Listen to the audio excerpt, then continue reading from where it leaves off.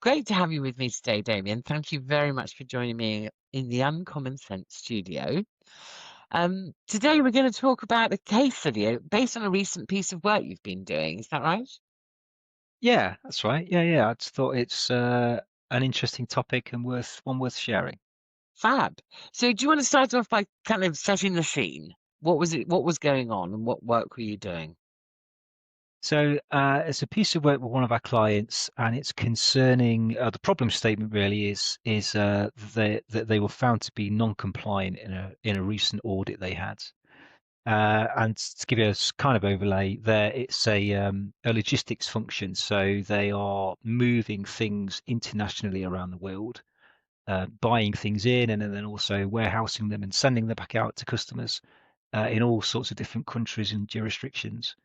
And what's quite fascinating about the whole study is the requirements that are required in order for them to do that compliantly. There's an awful lot of requirements around customs and how you label and describe things and codes and all kinds. So it's a real what seemed like a simple process, but actually a very complex one. Great. And so but the topic really for discussion has been how the piece of work started looking at the processes around logistics, but really found us exploring many other processes very systemically in the organization, in terms of, well, what information does the logistics team require in order for them to have the information that makes their transactions compliant? So, and that's very much heavily reliant on lots of it, let's call them internal suppliers. Or if you look the other way around, which is the title of the discussion, the this whole concept, which I refer to as the internal voice of the customer. Okay. So yeah, that's what I want to talk a little bit more about on this one. Fabulous. I look forward to it. Take it away.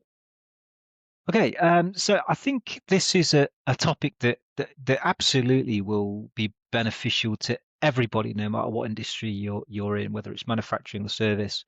Um, and we always talk about Six Sigma and Lean, both sharing this common property, which is that they're very customer-centric improvement methodologies. The voice of the customer is everything, and you trace everything back from there. And that's absolutely true. And I don't, I still highly recommend that for an organization at an organizational level to have that very clear line of sight, in terms of what is the ultimate, how do we actually create value in the customer's eyes? Obviously, that's very important. Um, but I think what's overlooked is when we start to take this process perspective, especially when we're looking at individual internal parts of a business, this definition of customer can start to change. It doesn't change in the truest sense that everyone should have some tangible link between the work they do and the ultimate customer's needs. Um, but there are more direct customers, i.e., the next step in the process, or if you look at it in the other direction, the people supply to you. And I think a simple illustration of this could be if you took like a restaurant example, you know, who's the real customer there? It's obviously the people that are going to dine. What might their requirements be? It could be, well, I want to have a good choice on the menu. I want the food to be tasty. All right, there's probably a long list of other things, all right, but let's just take those.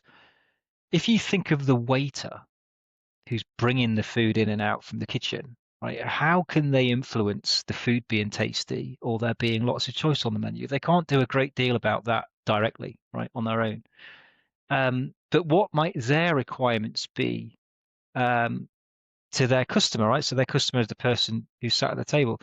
Um, but they are a customer of, let's say, the kitchen, right? So if you spoke to the waiter and said, well, what are your requirements of the kitchen in order for you to successfully be a good waiter? They might say, well, I need to have really clear indications of when the dishes are ready to serve, right? So from their point of view, that's their need. And if that Yes. need's not fulfilled, they're going to underperform. And in some way, then that might translate to something that the ultimate true customer is going to then complain about. For instance, the dishes being served cold because they've been waiting too long, that kind of thing. So it's this idea of, as we sort of zoom in on processes, we start to have these lower level, if you like, internal customer supplier relationships. And I think it's the importance of exposing the requirements of those. I suppose it's like Maybe analogous to, it's like the grease that keeps the whole mechanism running and working well for the ultimate external customer. So Yes. this piece of work I've been, oh, sorry, you have a question? Well, I was just going to say, because also there's that internal frustration that can happen, therefore, isn't there, one department to another, that prevents you working successfully. Because I resent the fact that I always get something that's not quite right, and I have to do a bit of extra work every time it arrives with me because people in Department B can't do their job properly, is what we hear, isn't it? Yeah, and actually, you've really just hit the nail on the head there as one of my theories about why this is so overlooked, and that's one of them. I think that people uh, kind of stay in their lane, so to speak. They're in a certain function, so it's back to the whole systemic thinking that I'm in a certain function, therefore I just walk that path. And if things are coming into me from a transactional sense or otherwise that are not meeting my requirements, I just tend to fix them myself, right? Or I just put up Yes. with it because it's always been like that. And that's the key. That's the real magic, I think, in this opportunity of having that cross-functional, uh, let's just say, a discussion to expose what all these requirements. And that's very much what this project has done with the client. Is we've kind of worked backwards from, which is actually the voice of the regulator, if I'm honest. It's the what do they need in order to be compliant, and if they're not compliant, they can't trade, right? Which is linking it to the ultimate customer. They just want their parts or their equipment delivering. So what are the needs of the regulator? And then how do we follow those back from? Well, where do those pieces of information get generated in the broader system? So, for instance, they've got procurement who buy things, and those things are often brought in by the logistics team, but also then sent back out again to different customers. And what's become clear from this piece of work we've done is that there's a lot of information that procurement perhaps could be gathering at the time when they make the original purchase that later on the logistics teams will require in order for them to send that equipment or material back out to all the customers. And without that, they're going to be either trying to fill the gaps themselves or just simply leave gaps in the information. And that those gaps are what was detected in their audit. So it's been so fascinating just how many different supplier processes there are to what seemingly a simple process. It's really, really quite complex. And so have you brought the teams together to sort of flesh this all out and say, what do we need from this process? We have in a way, yeah. So what we've done is we've done some degree of current state mapping. I've done an awful lot of research into what are all the requirements to be compliant and what source of information are those coming from, so we can make sure that people aren't just randomly asking for something just because they want it.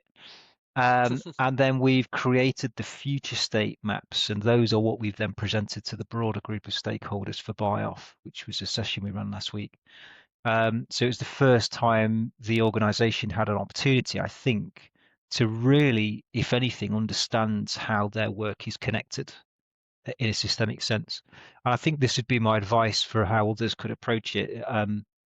If you think of the real high level, what we might call the value stream, what are the high level chunky steps of the work that take place all the way from a customer order right the way through to an order being fulfilled, and then start to think about, well, and again, you could work this backwards. What are the critical pieces of information or requirements that exist between those high level steps? Now, if you did this in a program sense, and PMI often offer this approach through our whole process management approach, you might have individual teams in those functions who would use something as simple as the SIPOC tool to understand, well, who are my suppliers and who are my direct internal customers, and therefore what are the inputs and outputs coming on either side. But if you did it in the value stream sense, you could still do the same activity, and we've done it kind of on their behalf, where we've traced the requirements from the back end all the way through to the front end to understand who generates this and where does it come from and what system is it entered into and how do we pull it back out again. But yeah, I just think it's quite a remarkable and important activity that's often overlooked because, back to your point, Susannah, they're just our friends and colleagues. They might Yeah. even sit in the same office and we might have no idea that our work is actually connected in some way. And we probably never have these discussions about what is it that you actually really need from my bit of the process. Yes. Um, And of course you can imagine that there are some people listening to this who may think, well, of course we've done that. But and you may have, but you may have done it and things may have changed. Things may have moved on. And it's the need to go back and review, um, is this still working for us? Is this still the right way? Are we still correct on the information we're passing? yeah, I mean, because things are changing all the time, hopefully, and because your business is improving and changing or adapting to other, strategic objectives. And so I think every time there's a change, there's another opportunity there to reassess. Are those requirements still valid? Has something come out of date? I mean, a classic case is where IT systems are maybe brought in, especially enterprise type systems, which might now mean that people who used to have to be sent information historically can now access it themselves because they've got a different route in. So yeah, I think it should always be something that's also under review, Yes. at least at some sort of sensible pitch. Yes. Indeed. And did you find in the work that you were doing with those teams any real aha moments? I'm interested in like that interpersonal conversation, if you like, about the goodness me, I didn't know you did it that way, or I didn't know you needed that. Yeah, I think one of the groups described this as moving from the unconscious incompetent phase to the consciously competent. They hadn't been asking clients for various key pieces of information because they simply didn't know they had to. They didn't know there was a requirement later on in the organization. And what was really fascinating with them is when you looked at their current state process map that they already had. I didn't even build it with them. It was oversimplified. It was, they do X, Y, Z, and then you just give it to logistics and this magic happens. They just make the transaction and everything moves.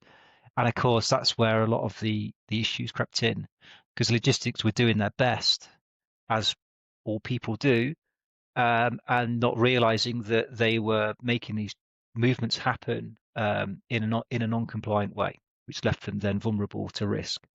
Um, and as soon as the service team understood that, they immediately could see the solution, which was, well, we have this standard form that we fill in that the client fills in on our behalf, and it's just not asking the right questions.